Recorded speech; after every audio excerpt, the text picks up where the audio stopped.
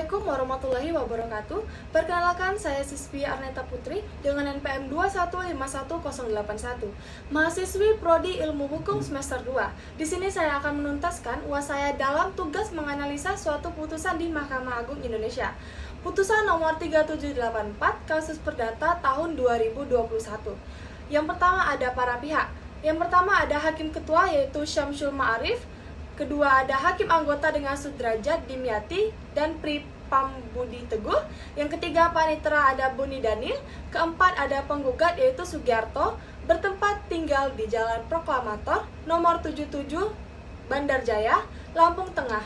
Dalam hal ini memberikan kuasa kepada Tri Harsono, SH, advokat pada kantor hukum Tri Harsono dan partner, beralamat di Nayu Timur, RT 06, RW 18, Kelurahan Nasukun, Kecamatan Banjarsari, Kota Surakarta, berdasarkan surat kuasa khusus tanggal 12 November 2018, pemohon kasasi. Ada tergugat pertama yaitu Faizul, bertempat tinggal di Bateng, RT 77, RW 38, Pager Harjo, Samigaluh, Kulon Progo. Dalam hal ini memberikan kuasa kepada Triyandi Mulkan, SHMM, dan kawan-kawan, para advokat pada lembaga pembela hukum beralamat di Jalan Pakuningrat, nomor 14 Yogyakarta, berdasarkan surat kuasa khusus tanggal 17 Juni 2017. Tergugat 2 ada Andreas Marwato, bertempat tinggal di perumahan Puri Kelapa Gading, Kafling D1, Komloko, RT 05, RT 20, Margorejo, Tempel Sleman. Ada tergugat ketiga dengan Desnurianta Saugo, perumahan Puri Kelapa Gading, Kafling D1, Kamloko, Margorejo, Tampel, Sleman. Dan terakhir ada tergugat 4 yaitu Soeharto, bertempat tinggal di Jalan Kadipaten Lor nomor 13 RT 33 RW 009 Kadipaten Keraton Yogyakarta. Yang kedua, kami akan membahas kasus posisi bahwa pada awal tahun 2013 tergugat 1 menawarkan tanah dan bangunan kepada penggugat yang terletak di perumahan Puri Kelapa Gading, Kafling D1, RT 005 RW 020 Desa Margorejo, Kecamatan Tampel, Kabupaten Sleman dengan SHM nomor 1967 seluas kurang lebih 357 meter persegi. Tercatat atas nama Andreas Mawoto yaitu tergugat 3. Tanah dan bangunan tersebut terletak di perumahan Puri Kelapa Gading, Kafling D1, Kemloko, RT 005 RW 020 Desa Margorejo, Kecamatan Tempel, Kabupaten Sleman. Tersebut dalam SHM nomor T967 seluas kurang lebih 357 meter persegi. Tercatat atas nama Andreas Marwoto selaku tergugat 2, disebut pula tanah dan bangunan objek sengketa. Tergugat 1 menawarkan tanah dan bangunan objek sengketa kepada penggugat. Tergugat 1 menerangkan kepada penggugat bahwa tanah dan bangunan objek sengketa adalah milik tergugat 1 hasil pembelian dari tergugat 2 yang belum dibalik nama. Tergugat 1 juga menunjukkan dan atau menyerahkan kepada penggugat berupa surat kuasa menjual tertanggal 15 Maret 2012 dari tergugat 1 kepada tergugat 2 yang telah dilegalisi oleh notaris yaitu Nyonya Sulistiah Sudarmadi dengan akta nomor 1408 LEG 3 2012 tanggal 15 Maret. Penggugat sepakat membeli tanah dan bangunan objek sengketa dengan kesepakatan harga sebesar 800 juta rupiah. Bahwa pada akhirnya pada tanggal 9 Februari 2013 dibuat surat perjanjian jual beli atas tanah dan bangunan objek sengketa, dan dalam surat perjanjian jual beli tersebut telah ditandatangani oleh penggugat dan tergugat 1 maupun tergugat 2 dan tergugat 3 selaku pemilik semula serta saksi-saksi. Bahwa dalam surat perjanjian jual beli atas tanah dan bangunan objek sengketa tertanggal 9 Februari 2013 tersebut disepakati pembayaran jual beli dilakukan dengan cara bertahap, yaitu pembayaran pertama pada tanggal 9 Februari 2013 sebesar 300 juta rupiah dan pembayaran kedua dan atau pelunasan dilakukan selambat-lambatnya pada tanggal 9 Agustus 2013. Dengan termin ke-1 sebesar 300 juta rupiah telah diserahkan oleh penggugat kepada tergugat tanggal 9 Februari 2013. Bahwa dalam menempati, menghuni, menguasai tanah dan bangunan objek sengketa tersebut tidak pernah ada gangguan dari pihak manapun, termasuk dari tergugat 2 dan tergugat 3. Namun, pada akhirnya bulan Juli 2013, penggugat mendapat informasi dari keluarga bahwa ada orang yang bernama Bapak Soeharto, yaitu selaku tergugat 4, mengaku telah membeli tanah dari bangunan objek sengketa.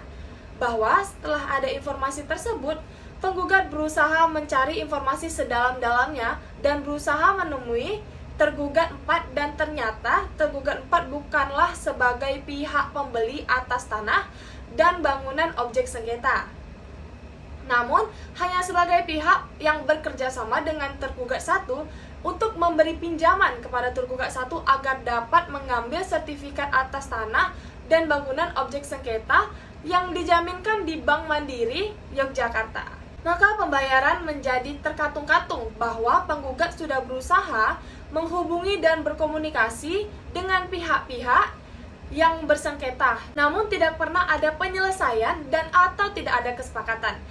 Kita lanjut ke bahasan ketiga, yaitu dasar pertimbangan hakim dalam membuat putusan atau dalam putusan.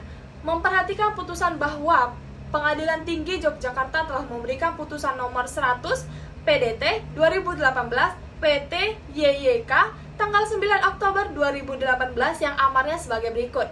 1. Menerima pemohon banding dari pembanding atau penggugat konvensi, tergugat rekonvensi.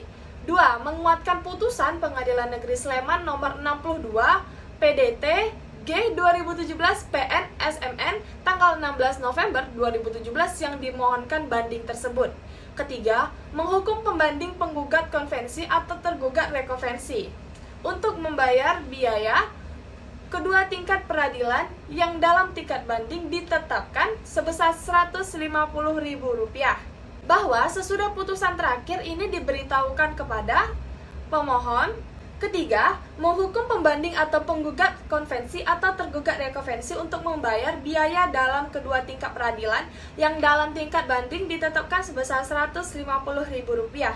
Bahwa sesudah putusan terakhir ini diberitahukan kepada pemohon kasasi pada tanggal 6 November 2018. Kemudian, terhadapnya oleh pemohon kasasi dengan perantara kuasanya.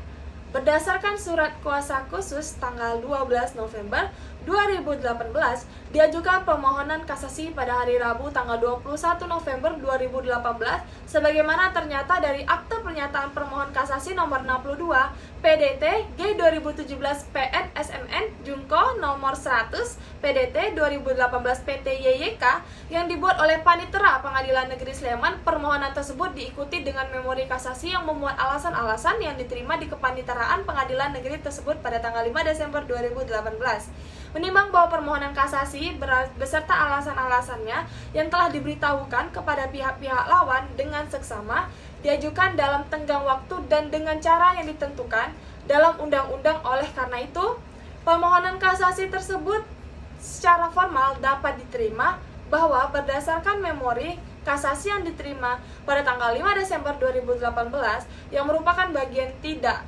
terpisahkan dari putusan ini, pemohon kasasi pada pokoknya memohon agar Mahkamah Agung memberikan putusan sebagai berikut.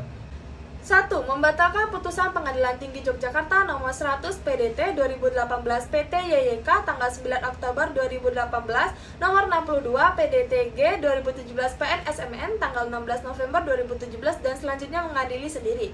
Kedua, mengabulkan gugatan penggugat untuk seluruhnya bahwa terhadap alasan-alasan tersebut Mahkamah Agung berpendapat bahwa alasan-alasan kasasi tidak dapat dibenarkan oleh karena mengenai hal-hal yang telah dipertimbangkan secara oleh Judek Fakti, bahwa lagi pula setelah mempelajari pertimbangan Judek Fakti dihubungkan dengan keberatan pemohon kasasi dalam memori kasasi yang diterima pada tanggal 5 Desember 2018, putusan Judek Fakti tidak salah menerapkan hukum dengan alasan sebagai berikut. Bahwa dalam gugatan ini pemohon kasasi tidak menguraikan dasar-dasar gugatan, yaitu sebagai gugatan perbuatan melawan hukum atau ingkar janji, serta tidak menguraikan secara jelas perbuatan para tergugat atas perbuatan mana penggugat keberatan. Bahwa dengan demikian tepat sebagaimana dipertimbangkan oleh Judek Fakti bahwa gugatan pemohon kasasi dalam perkara ini adalah gugatan yang kabur, menimbang bahwa berdasarkan pertimbangan di atas ternyata putusan Judek Fakti atau Pengadilan Tinggi Yogyakarta